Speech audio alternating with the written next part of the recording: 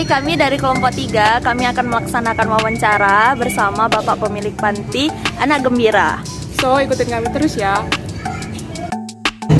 Oke Pak, sebelumnya kami minta izin untuk Bapak memperkenalkan Bapak dan peserta biografi Bapak sebagai pemilik dari panti asuhan ini Pak. Asuhannya, oke. Ya, saya nama Besri Ritonga. Kalau lahirnya di daerah Selimpuan, saya orang Angkola, Sipirok. Kemudian tahun 65 dan sekarang sudah 57 ya. 56. 56 ya. Ya, dari keluarga sederhana, namun tahun 79 saya merantau. Tamat SMP, saya sekolah di Medan. Kemudian saya dapat tamat 3 tahun. Tahun 83 saya masuk di Fakultas Sastra, USU. Dan mulai sejak kelas 3 SMA, saya sudah melakukan kegiatan sosial dengan teman-teman.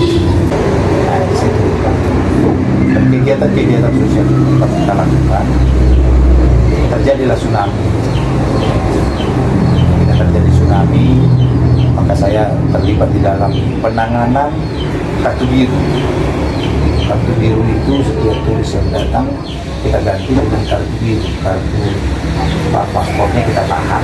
Jadi kita sendiri keluar masuk bandara atau daerah apapun tidak lihat paspor, tapi kartu biru yang diberikan oleh pemerintah. Nah, berkembangnya waktu, kita ketemu dengan pimpinan Aceh sepakat, kita ada rapat diskusi waktu itu. Jadi saya bilang oke, kita sebagai tempat pengiriman medicine obat-obatan dari Eropa dan dari Malaysia, dan dua termin itu kita bawa di rumah ini.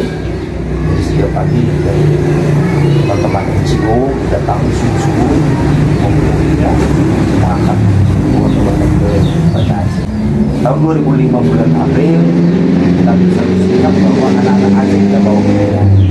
Karena kita bawa bantuan, kita kasih habis karena stoknya tiba. Tidak ada feedback daripada pelayanan itu. Makanya kita udah bersepakat dengan orang Aceh, pimpinan Aceh sepakat karena itu dibawa ke Medan. Nah, ketika dibawa ke Medan, mulailah kita buka panti asuhan. Pertanyaan selanjutnya ini Pak, setelah dibangunnya panti ini, apakah panti ini mendapatkan respon dari pemerintah? Ya, kita sudah direspon pemerintah dan diberikan satu penilaian namanya akreditasi. Jadi kita sudah 2 kali diakreditasi tapi masih nilai B. Ya, belum dapat nilai A ya. Nah, kita berharap dapat nilai A. Tapi itulah penilaian pemerintah, masih kurang, belum bisa sempurna yang mereka harapkan. Karena untuk dapat nilai D akreditasi. Nanti kita sudah mempangkat di atas, dapat yang kedua ini dapat nilai D. Itulah responsifnya dari pemerintah setelah ada pembangunan. Untuk respon masyarakat? Kalau respon masyarakat terbalik, sudah kaya, nggak usah lagi dibantu. Masyarakat tidak melihat anaknya, tapi melihat dulungnya. Jadi sebenarnya sudah begitu ada namanya beda pendapat ya, kita harus terima juga. Sudah berhenti, udah ditelepon, aduh Pak, maaf ya Pak, kenapa turun lah? Enggak Pak, udah bagus sekali partinya. Tempat yang lain aja lah ya Pak, katakan sakit di sini, sakitnya di sini. Udah ditelepon. Biasa, itu penilaian masyarakat. Aku begitu. Kalau pemerintah maunya seperti ini semua. Jadi dia dari tempat yang kurang layak, misalnya miskin atau apa ditinggal, dia udah masuk di tempat yang paling tidak layak, nyaman. Kemudian Pak, gimana prosedur anak-anak yang terjemahan itu masuk ke panti? Diantar dengan sebuah permohonan dari keluarga. Jadi ada surat yang mereka lewat kita, lalu kita assessment kalau cocok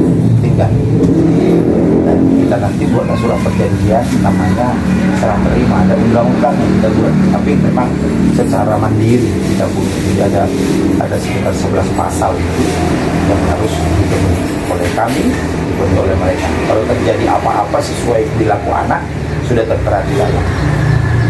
Jadi tidak semua yang menjadi tanggung jawab kita.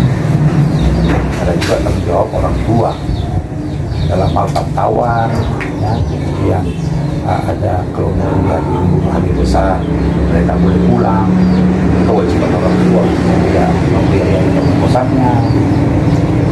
Kalau untuk pendidikannya semua maka semua kita harus. Dan apakah anak-anak di sini Pak ada juga yang dipungut biaya? Nah, Ada gratis semua berarti. Terus Pak, Tanti ini mendapat izin dari pemerintah itu Pak dari tahun berapa? 2005 April Menkumham, Dinas Sosial Kota Medan, Provinsi, Kelurahan. Terus Pak, ada nggak dapat pendidikan dari panti atau dari luar? Pendidikan yang wajib kan sekolah umum, semua sekolah umum, ya, apa swasta, apa negeri itu tergantung daripada geografis nanti kita. Kemudian pendidikan tambahan ada les. Kemudian untuk bimbingan rohani, les tambahannya hari Selasa, bimbingan rohaninya hari Rabu, hari Jumatnya musik. Nah, itu di gereja. Nah, ada kakak yang mengajar piano, mengajar gitar sama kacau. Pak, ada nggak ada perlindungan sosialnya gitu Pak, kejadian sosialnya? Saya dalam bidang misalnya. Ya, BPJS. Tapi tidak semua, karena masih dalam pengurusan sekarang kan menambah kuota BPJS. Pemerintah belum mengeluarkan nilai tambah, tapi di bulan April nanti ada beberapa yang belum dapat, tapi rata-rata lebih banyak yang sudah dapat BPJS. Kalau misalnya ada untuk panti Pak, dapatnya di mana?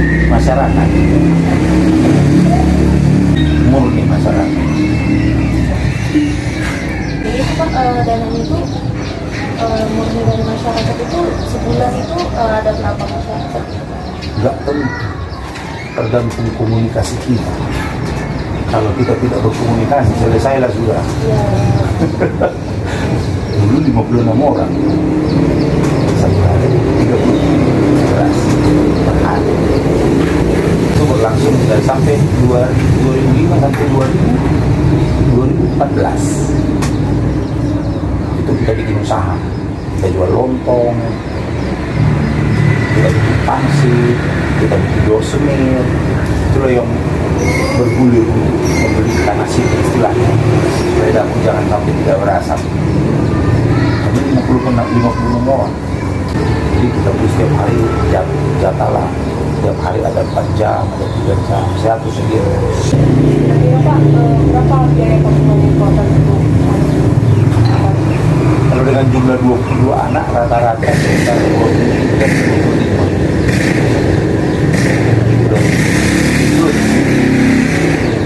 Maksudnya tahu ya,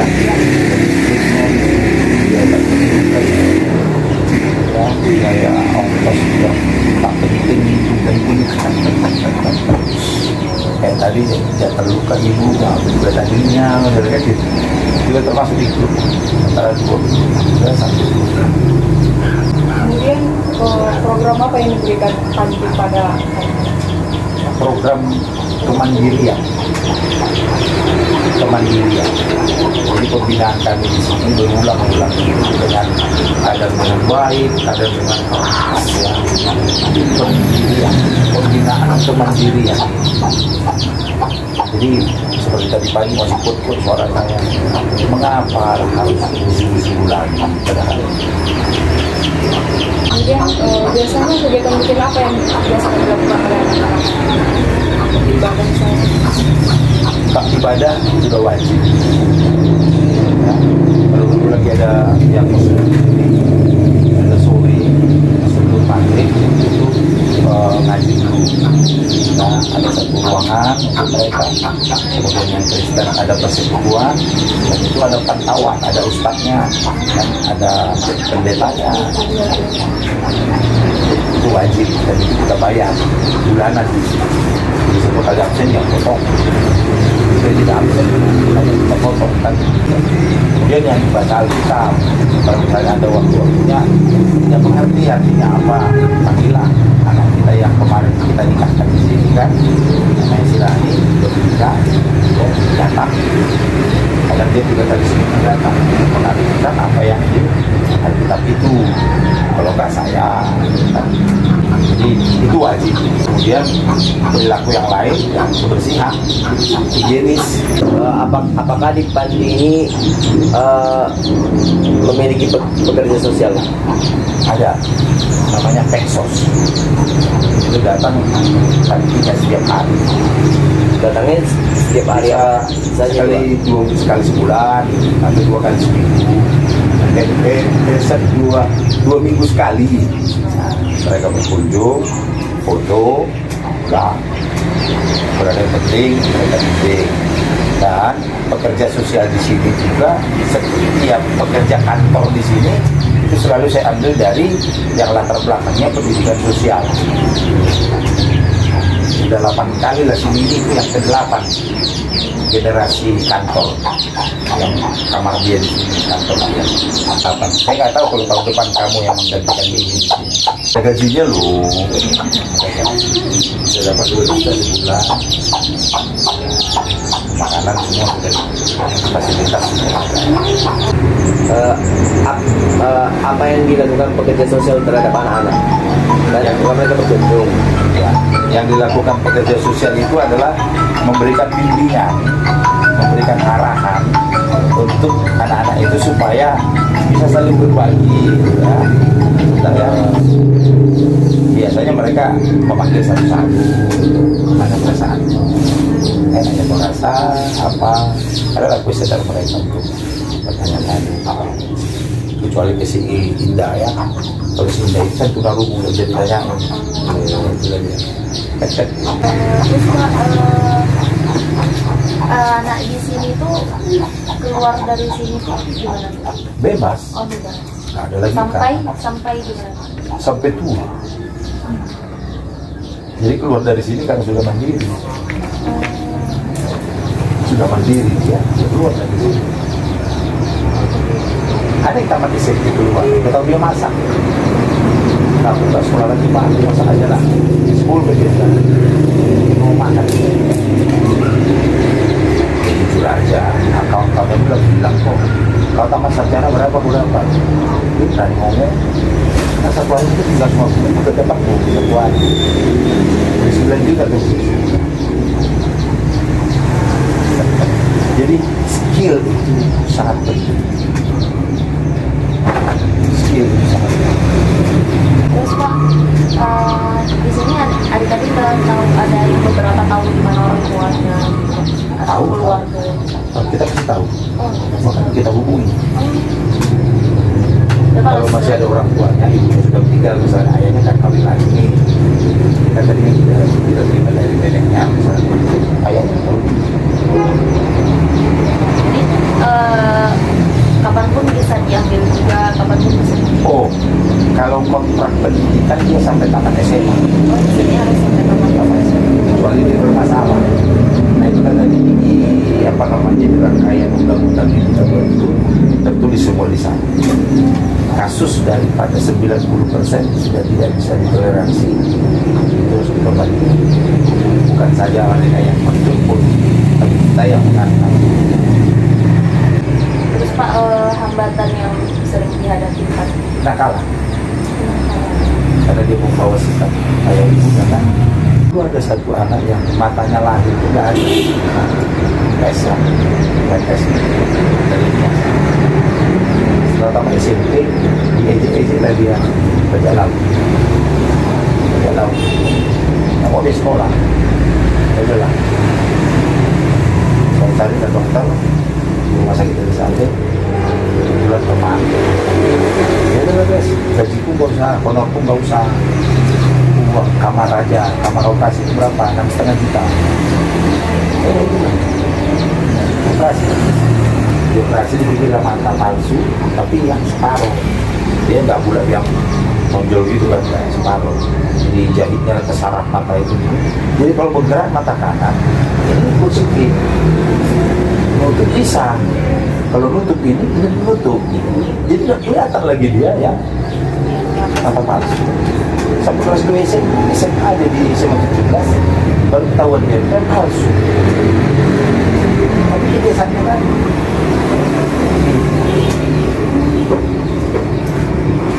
jangankan di rumah ini, kadang-kadang jam 5 pagi dia bilang mana dia udah di asbes. Psikologinya kamar mandi perempuan itu karena ketahuan waktu kita tahu nggak bisa di rumah, di sekolah ini kamu duduk di belakang, dia harus di jauh di sini. Kenapa? Kadang-kadang kan anak gadisnya masih pakai rok.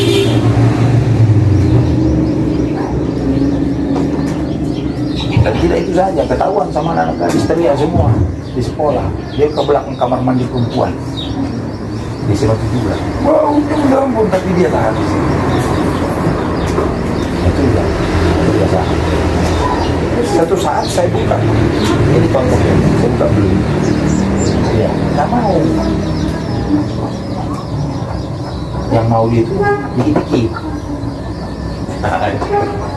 Psikolognya di situ terkait. Yang di rumah ini bapak kami Nah, ada di pengasuh, ada kami ini. Jadi kami ada 5 orang di situ. solusi apa kali masalah si anak tadi itu Yang anak mana? yang kebiasaan. Ya, itu kita lepas. Dia udah sekarang udah 22 umurnya. Ya kerja juga tapi ya anak. Mungkin masuk di restoran mana gitu kan, kita luar. Ya, itu sudah habit. Habit itu seperti orang merokok. Begitu dia merokok, suruh berhenti, bisa nggak? Karena udah ternikmatinya nilai rokok itu kan. Nggak makan pun lebih baik merokok daripada tidak makan. Karena ada juga prinsip dia lah. Betul. Kalau masih di sini dulu bisa kita atasi. Itu tadi dengan nilai rokok tadi. Bahkan pendeta berubah tangan masalah itu. Berubah, tapi berubahnya nggak lama. Kemarin kesempatan. Jadi kejahatan itu ada karena ada kesempatan. Ya, jadi Pak, sekian pertanyaan dari kami. Okay. Semoga bermanfaat juga sama kami. Usaha kami terapkan di kehidupan kami ke depannya. Jadi terima kasih pada Bapak udah meluangkan waktunya berbagi informasi kepada kami. Terima kasih. Ada buat tangani. Enggak Pak, kami ada sedikit buat tangan Pak. Terima dengan senang hati. Dan foto udah dikerekam ya. Udah, Pak. Ya, Pak. Terima kasih banyak. Ya. Semoga bermanfaat. Terima kasih ya. Ya, Pak. Wah, luar biasa nih.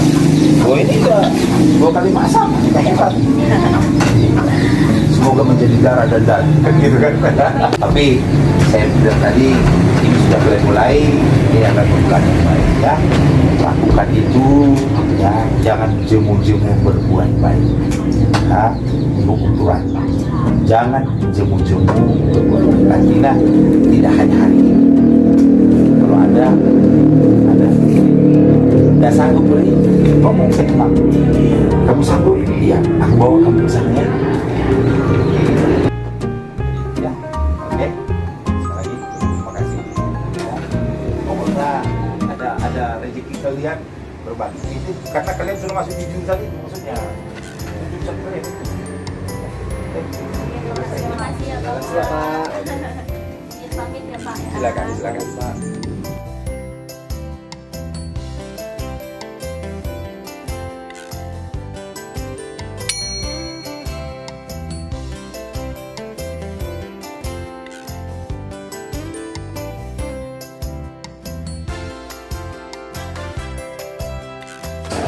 Nah, di sini orang kakak dan abang mengangkat judul materi pada hari ini, yakni cara memilah sampah dan manfaatnya kepada bumi. Oke, untuk materi pertama akan kakak bawakan. Nah, di sini ada pengertian dari sampah. Siapa yang tahu sampah itu apa? Yang tidak digunakan Oh, benar. Nah, di sini kakak akan menjelaskan sampah dapat diartikan sebagai semua benda yang tidak digunakan lagi oleh makhluk hidup sehingga sifatnya menjadi buangan.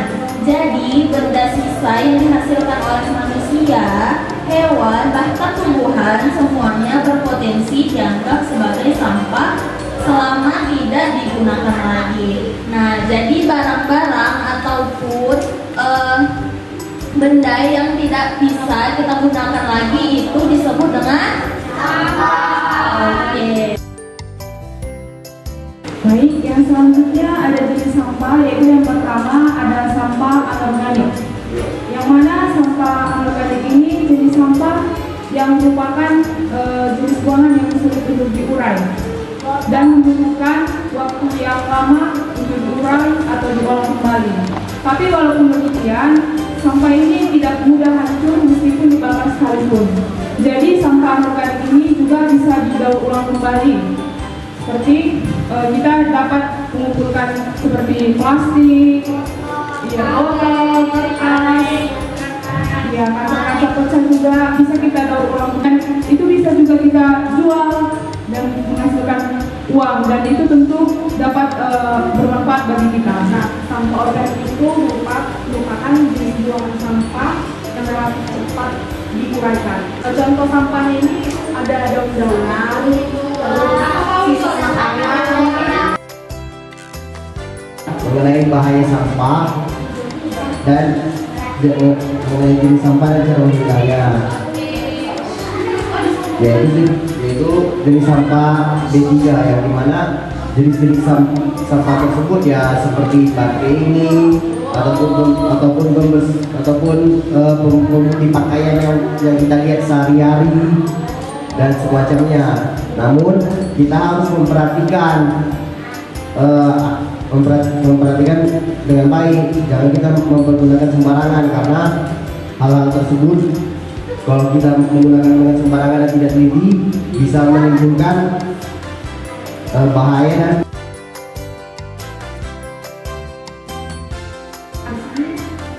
dan menjelaskan manfaat pemilah sampah itu. Yang pertama itu untuk menjaga kesehatan. Karena kalau kita mengurangi sampah, terus kita mengurangi sampah, jadi itu bisa terhindar dan menjaga bakteri dan kuman. Kita juga menjaga penyakit. Yang kedua ada mengurangi pencemaran udara dan air. Dan yang ketiga itu meningkatkan kesejahteraan penduduk. Nah, di negara-negara seperti Jerman, misalnya botol minuman itu bisa ditukar, jadi duit dan bisa belajar. Abang sampaikan.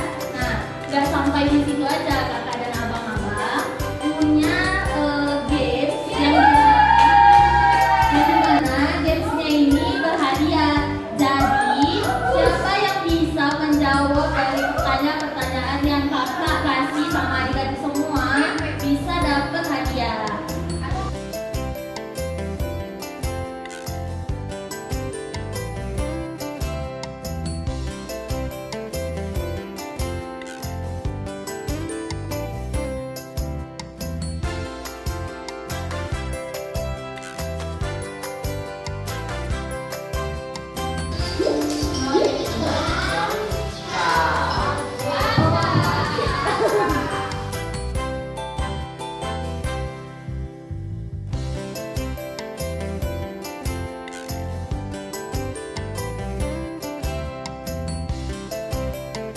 Satu, dua, tiga.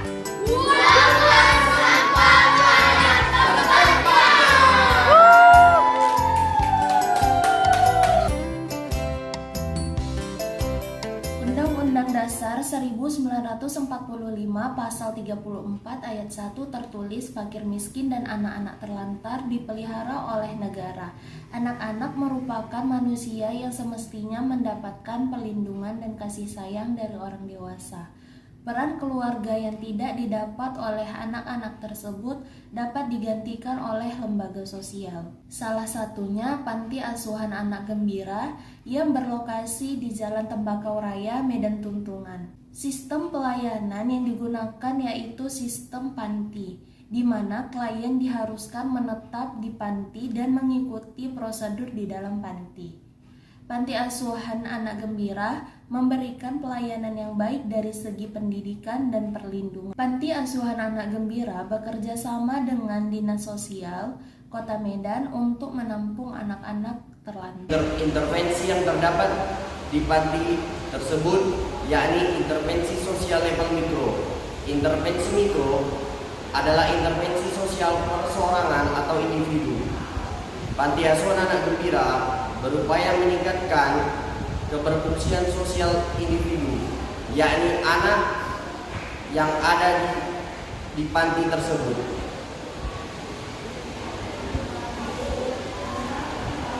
Baik, di sini saya akan menjelaskan diskursus apa yang digunakan oleh Panti Asuhan Anak Gembira. Jadi diskursus yang digunakan Panti Asuhan Anak Gembira yaitu diskursus komunitas, karena adanya keterlibatan masyarakat secara fisik dan material, seperti adanya donatur yang selalu menyumbangkan bahan-bahan makanan dan uang pendidikan kepada anak di dalam Panti Asuhan Anak Gembira. Baik, di sini saya akan menjelaskan kelebihan dan kekurangan daripada pelayanan di Panti Asuhan Anak Gembira. Yang mana kelebihannya, Panti Asuhan Anak Gembira menjadi tempat belajar yang memberikan pendidikan tambahan, serta panti tersebut juga melakukan pemberdayaan yang tepat bagi anak-anak tersebut, yaitu mereka diajarkan untuk menjual kerajinan dari barang bekas seperti meja, kursi, dan neon box. Lalu anak-anak panti juga berkesempatan membuka usaha minuman boba, yang dimana pendidikan tersebut diberikan kepada anak-anak panti agar mereka memiliki pengalaman dalam bekerja dan menambah skill mereka.